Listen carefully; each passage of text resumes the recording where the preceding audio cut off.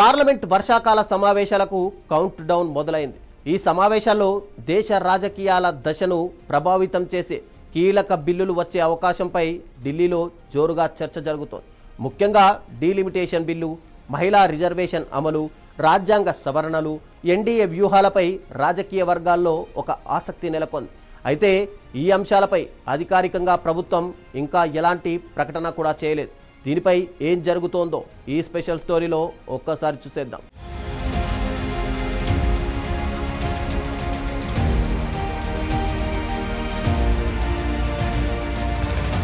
July 20 నుంచి August 13 వరకు parliament వర్షాకాల సమావేశాలు జరగనున్నాయి.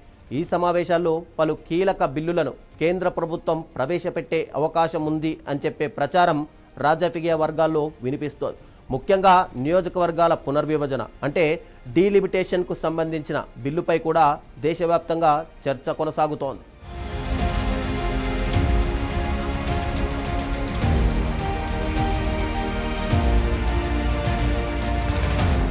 డీలిమిటేషన్ అంటే కేవలం నియోజకవర్గాల సరిహద్దులు మార్చడమే కాదు, జనాభా ఆధారంగా లోక్సభ, అసెంబ్లీ స్థానాల సంఖ్యలో మార్పులు చేసే ప్రక్రియ కూడా.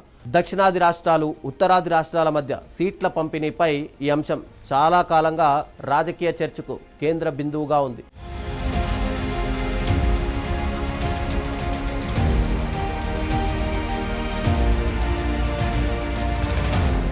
ఇక మహిళా రిజర్వేషన్ అమలుపైనా సరే ఈ సమావేశాల్లో స్పష్టత వచ్చే అవకాశం ఉంది అని చెప్పి ఢిల్లీ రాజకీయ వర్గాల్లో ఒక ప్రచారం సాగుతోంది. అయితే ఈ అంశాలపై కేంద్ర ప్రభుత్వం అధికారికంగా ఎలాంటి అజెండాను ఇప్పటి వరకు ప్రకటించలేదు. ఇదిలా ఉంటే పార్లమెంటులో తమ సంఖ్యాబలాన్ని మరింత బలోపేతం చేసుకునే ప్రయత్నాల్లో ఎన్డీఏ ఉంది అనే ఒక చర్చ కూడా జరుగుతుంది. కొన్ని పార్టీల ఎంపీల విలీనాలు లేదా పార్టీ మార్పులకు సంబంధించిన అంశాలపై లోక్సభ స్పీకర్ నిర్ణయాలు తీసుకునే అవకాశం ఉందని రాజకీయ విశ్లేషణలు చెబుతున్నాయి. అయితే ఇవన్నీ అధికారికంగా ధృవీకరించబడిన అంశాలు మాత్రం కాదు.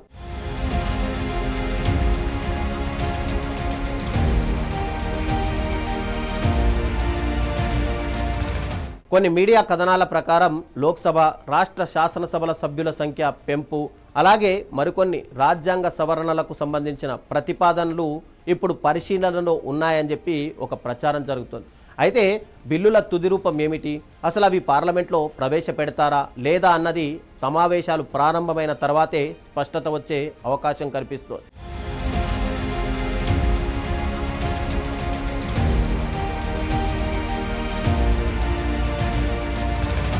2 నెలల క్రితం డీలిమిటేషన్, మహిళా రిజర్వేషన్ వంటి అంశాలపై ఎన్డీఏ ప్రభుత్వానికి ప్రతిపక్షం నుంచి తీవ్ర ప్రతిఘటన ఎదురైంది. ముఖ్యంగా ఇండియా కూటమి ఈ అంశాలపై తీవ్ర అభ్యంతరాలు కూడా వ్యక్తం చేసింది. దీంతో ఈసారి ప్రభుత్వం ఎలాంటి వ్యూహంతో ముందుకు వెళ్తుంది అనే అంశం కూడా ఆసక్తికరంగా మారింది.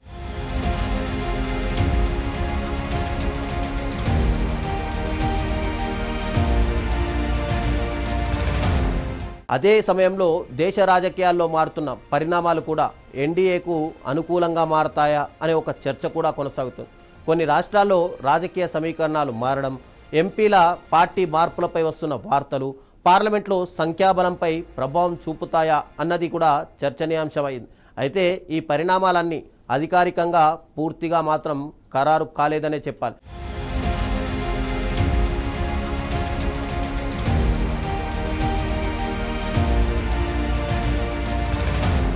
ఇక డీలిమిటేషన్ బిల్లుపై ముఖ్యంగా దక్షిణాది రాష్ట్రాలు గతంలోనే తమ ఆందోళన వ్యక్తం చేశాయి.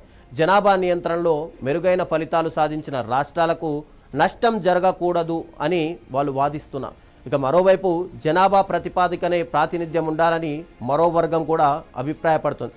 దీంతో ఈ అంశం రాజకీయంగానే కాకుండా సమాఖ్య వ్యవస్థ కోణంలోనూ ఒక కీలకంగా మారింది.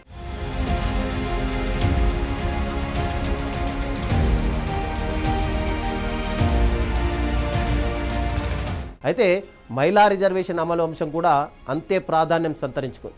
రిజర్వేషన్ అమలుకు ముందు డీలిమిటేషన్ పూర్తవ్వాలా లేక వెంటనే అమలు చేయాలా అనే అంశంపై కూడా భిన్నాభిప్రాయాలు వ్యక్తమవుతున్నాయి. ఈ సమావేశాల్లో ప్రభుత్వం ఎలాంటి స్పష్టత ఇస్తుందో చూడాలి మరి.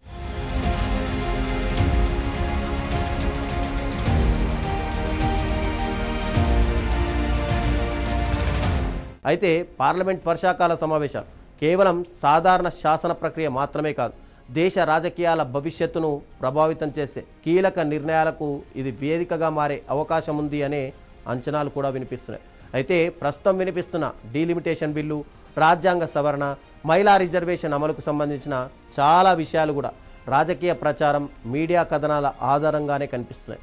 తుది నిర్ణయం మాత్రం పార్లమెంటులో ప్రభుత్వం ప్రవేశపెట్టే అధికారిక బిల్లుల ద్వారానే స్పష్టమవుతుంది. డీలిమిటేషన్ వస్తుందా, మహిళా రిజర్వేషన్ అమలుకు గ్రీన్ సిగ్నల్ లభిస్తుందా, రాజ్యాంగ సవరణలు నిజంగానే పార్లమెంట్లో ముందుకొస్తాయా? ఈ ప్రశ్నలన్నింటికీ సమాధానం పార్లమెంట్ వర్షాకాల సమావేశాల్లోనే లభించనుంది. దేశ రాజకీయాల దిశను నిర్ణయించే ఈ సమావేశాలపై ఇప్పుడు సర్వత్రా ఉత్కంఠ నెలకొంది.